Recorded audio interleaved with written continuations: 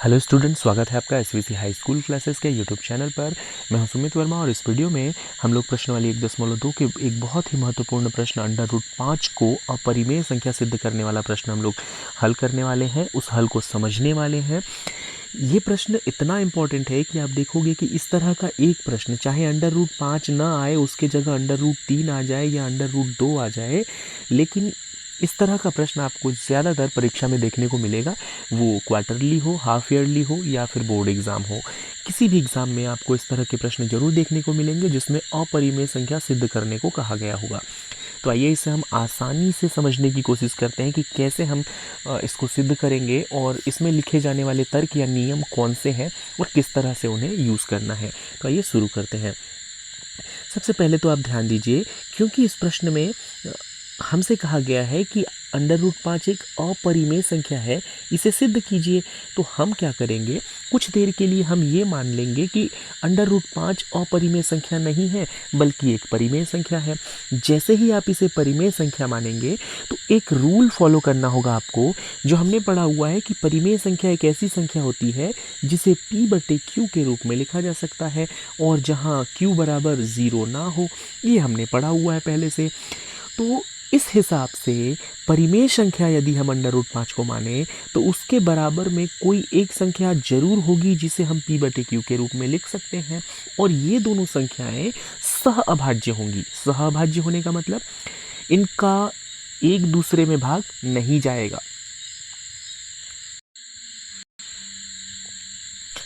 और साथ ही सहअभाज्य संख्या होने का मतलब ये भी है कि उसे और अधिक सरल नहीं किया जा सकता, वो अपने सरलतम रूप में होगा। जैसे कि 2/3, 2 और 3 दोनों सहअभाज्य संख्याएं कहलाएंगी, क्योंकि 2 का भाग 3 में नहीं जाएगा और 3 का भाग 2 में नहीं जाएगा। तो अब हम आ जाते हैं हमारे मेन सवाल पर। तो जैसा कि मैंने कहा कि हम सबसे पहले क्या करेंगे, हम मान लेंगे कि √5 जो है वो एक परिमेय संख्या है, और जैसे ही आप इसे एक परिमेय संख्या मानेंगे तो आपको देखना होगा कि फिर a और b दो सहअभाज्य संख्याएं अवश्य होंगी। अब यहाँ हमने a और b क्यों माना, हमने p और q के जगह पर समझ लीजिए a और b मान लिया है, ठीक है। तो यदि हम √5 को एक परिमेय संख्या मान रहे हैं तो ऐसे परिस्थिति में हम √5 के बराबर में a/b को लिख सकते हैं, जैसा कि आप स्क्रीन पर देख पा रहे हैं। तो हम देख रहे हैं कि यहाँ पर √5 के बराबर में a/b को लिख दिया गया, क्योंकि हमने इसे परिमेय माना तो उसे b के रूप में हमने लिख दिया, जैसे हम P/Q के रूप में लिखते हैं, ठीक है। तो अब हम लोग ये भी याद रखेंगे कि यहाँ b बराबर 0 नहीं होगा। क्यों? क्योंकि हमने इसे सहअभाज्य संख्या माना है। अब हम इसे थोड़ी देर के लिए सॉल्व करते हैं, थोड़ा आगे चलते हैं। सबसे पहले आप देखोगे कि √5 बराबर a/b हमने जो माना था उसे नोट कर लिया। अब हम आगे क्या करेंगे, दोनों पक्षों का वर्ग करेंगे। जैसा कि आप देख पा रहे हैं, हम लोग ब्रैकेट में लिख देंगे दोनों पक्षों का वर्ग करने पर। दोनों पक्षों का वर्ग करने पर क्या होगा, ये √5 पर से ये अंडर रूट हट जाएगा, क्योंकि √5 का वर्ग करने पर 5 प्राप्त होता है। उसके बाद a का स्क्वायर हो जाएगा, b का स्क्वायर हो गया। क्या किया हमने, दोनों पक्षों का वर्ग कर दिया। उम्मीद है आपको ये स्टेप समझ आ गया होगा। अब चलते हैं नेक्स्ट स्टेप पर। तो जो अगला स्टेप है उसमें क्या होगा, उसमें हम लोग पक्षांतर करेंगे, तिर्यक गुना करेंगे और इसको आगे सॉल्व करेंगे। तो जैसे कि आप स्क्रीन पर देख रहे हो, सबसे पहले क्या किया गया, तिर्यक गुना कर लिया गया। तिर्यक गुना किया गया, जैसे आपने देखा था यहाँ पर b² था, ठीक है। तो ये b² जो है ये 5 के साथ गुना होकर तिर्यक गुना हो गया। तो 5b² बराबर a² तिर्यक गुना करके ये हमें प्राप्त हो गया। अब अगर हम पक्षांतर करें तो b² बराबर ये जो 5 जो है ये पक्षांतर होकर a के नीचे आ जाएगा, तो वो यहाँ पर आ गया। देखोगे आप कि b² बराबर a²/5 प्राप्त हो गया। यहाँ आपको स्पष्ट रूप से दिखाई दे रहा है कि यहाँ a² में 5 से भाग किया जा रहा है, ठीक है। और क्योंकि बीच में बराबर का चिन्ह लगा है, इसका मतलब कि b² जो है वो a² में 5 का भाग करके प्राप्त हो रहा है और पूरा पूरा भाग 5 से जा रहा है, ठीक है।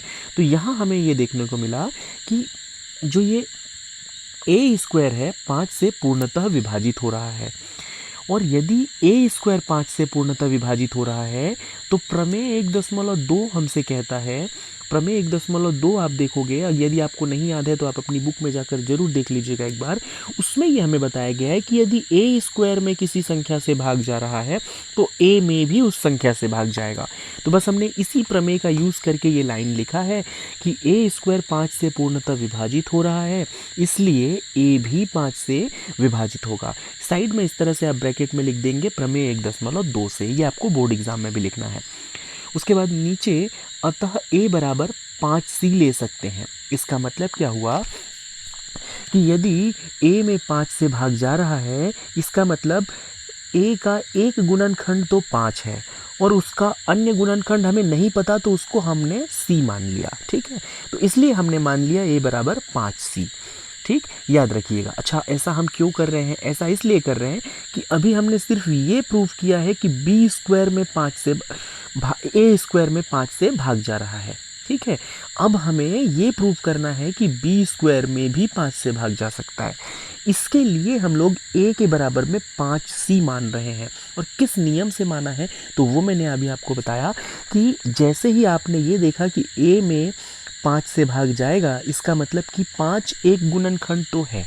ठीक है, दूसरा गुणनखंड हमें नहीं पता, उसको हमने c मान लिया। c ही क्यों माना?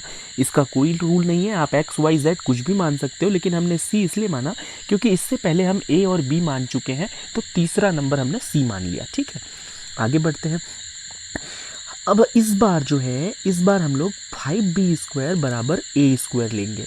ठीक है, 5b स्क्वायर बराबर a स्क्वायर लेकर अब इस प्रश्न को आगे हल करेंगे। कहाँ से कहाँ आपको मान रखना है वो देखिए। अभी हमने a के बराबर में क्या माना था? 5c माना था, तो अब हम यहाँ पर 5c लिखेंगे। यदि आपके मन में ये सवाल है कि ये 5b स्क्वायर बराबर a स्क्वायर कहाँ से आ गया, तो आपको मैं दिखा देता हूँ। तो ये देखिए, शुरुआत में जो हमने यहाँ पर 5b स्क्वायर बराबर a स्क्वायर लिया था तिर्यक गुना करने के बाद, बस उसी में हम मान रख रहे हैं। आप चाहें तो इससे पहले वाले लाइन में भी मान रख सकते हो, फिर भी हम वहाँ पहुँच जाएंगे जहाँ हमें पहुँचना है। आप इसमें भी मान रख सकते हो, फिर भी हम वहाँ पहुँच जाएंगे जहाँ हमें पहुँचना है। तो आप किसी में भी मान रख दीजिए, चाहे इसमें रखिए या इससे पहले वाले लाइन में रखिए, हम वहाँ पहुँच जाएंगे जहाँ हमें पहुँचना है। तो आइए अब आगे समझते हैं।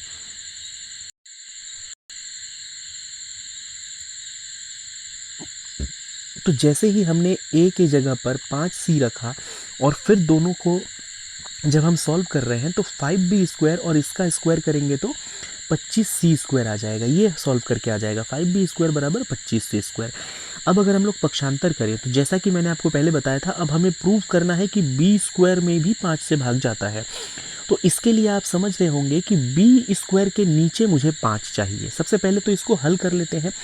b स्क्वायर को सिंगल यहाँ रहने देंगे और ये जो 5 दिख रहा है, इस 5 को हम पक्षांतर कर देंगे दूसरी तरफ, जिससे ये बटे में आ जाएगा। और 5 से जब 25 को कैंसिल करेंगे तो 5c स्क्वायर आ जाएगा यहाँ पर। ठीक है, तो b स्क्वायर बराबर 5c स्क्वायर आएगा।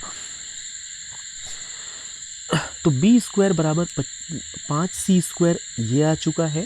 अब हम एक बार अगर पक्षांतर करें तो c स्क्वायर यहाँ रहेगा और 5 को हम b स्क्वायर के नीचे ले जाएंगे। जैसा मैंने कहा था कि b स्क्वायर के नीचे हमें 5 चाहिए, तो इसका मतलब इस 5 को हम यहाँ से उठाकर दूसरी तरफ ले जाएंगे, जिसको पक्षांतर कहते हैं। तो इस तरह से कुछ बन जाएगा, c स्क्वायर बराबर b स्क्वायर बटे 5। अब देखिए, अब सीन वही बन गया। यहाँ पर आप पहले a स्क्वायर बटे 5 पहले प्रूव कर चुके हो, अब b स्क्वायर बटे 5 को प्रूव कर रहे हो। तो b स्क्वायर में 5 से पूरा पूरा भाग जा रहा है, हमने उसे लिख लिया। चूंकि b स्क्वायर 5 से विभाजित हो रहा है, इसलिए b भी 5 से विभाजित होगा। ठीक है, तो अब हमने ये देखा, इससे पहले a में 5 से भाग गया था और अभी b में भी 5 से भाग जा रहा है। ये तो हमने जो शुरुआत में माना था उससे एकदम उल्टा आया है। हमने माना था कि a और b दोनों सह अभाज्य है, मतलब कोई एक ऐसा कॉमन संख्या नहीं है जिससे दोनों में भाग जाता हो, दोनों अभाज्य हैं। लेकिन असल में हमने हल किया तो पता चला कि 5 से दोनों में भाग जा रहा है। अब बस हम इसी विरोधाभास का फ़ायदा उठाएंगे। विरोधाभास मतलब कि हमने जो माना था उससे विपरीत सिचुएशन पैदा हुई है यहाँ पर।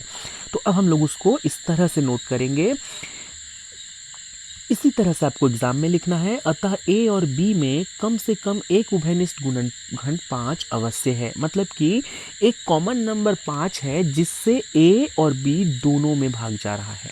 ठीक है, तो लेकिन ये जो हमने अभी प्रूफ किया, ये तो हमने जो माना कि मैं लिखा था उससे एकदम विरोधाभास आया है, मतलब उल्टा आया है, इसलिए हम इस तरह से लिखेंगे। परंतु इससे इस तथ्य का विरोधाभास प्राप्त होता है कि ए और बी दोनों सहभाज्य संख्याएं हैं। याद रखिएगा, विरोधाभास का मतलब है विपरीत।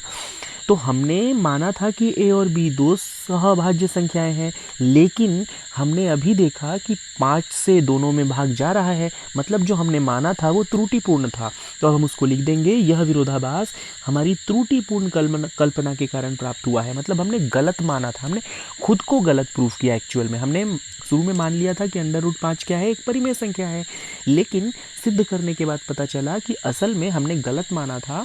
√5 एक परिमेय संख्या नहीं है बल्कि अपरिमेय संख्या है, इसलिए हमने एंड में लिख दिया।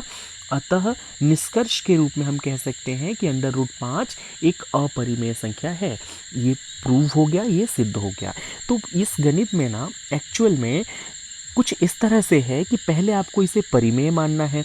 जैसे ही आप इसे परिमेय मानोगे तो इसका मतलब होगा कि √5 बराबर a/b आप लिख सकते हो। ठीक है, √5 बराबर a/b लिख सकते हो। ए और बी दोनों सहभाज्य संख्याएं हमने माना था, मतलब कोई ऐसा नंबर नहीं है कि उससे ए और बी दोनों में भाग जाए। तो कुल मिलाकर हम ये सिद्ध करेंगे कि ए और बी का एक कॉमन नंबर से विभाजित होना ये संभव है। तो ऐसे में हमने हमारे ही तर्क को विरोधाभास प्रकट करते हुए दिखाया कि असल में हमने जो माना था वो गलत था, और इसलिए √5 एक अपरिमेय संख्या है। उम्मीद है आपको समझ आया होगा। थोड़ा सा उलझा हुआ इसके नियम हैं, तो इसके 2 तरीके हैं। यदि आपको ये समझ आ गया है तो बहुत अच्छी बात है, 1-2 बार प्रैक्टिस करिए, ये आपसे बनने लगेगा। यदि आपको नहीं समझ आया है तो सेकंड ऑप्शन है कि आप रट लीजिए कि आपको इस गणित में कहाँ पर क्या लिखना है, क्योंकि यदि एक बार आपने रट लिया तो ये आपको √3 वाले गणित में भी काम करेगा, √2 वाले गणित में भी काम करेगा, और इसके अलावा अगर कोई भी अपरिमेय सिद्ध करने वाला प्रश्न आ गया तो उसमें लिखने का काम बिल्कुल ऐसा ही रहेगा।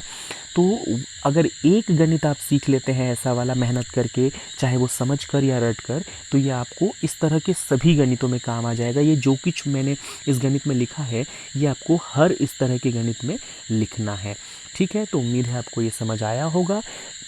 यदि नहीं समझ आया तो मैं कोशिश करूँगा नेक्स्ट टाइम एक और वीडियो बनाऊँ जिसमें मैं आपको सारा कुछ सॉल्व करके दिखाऊँ।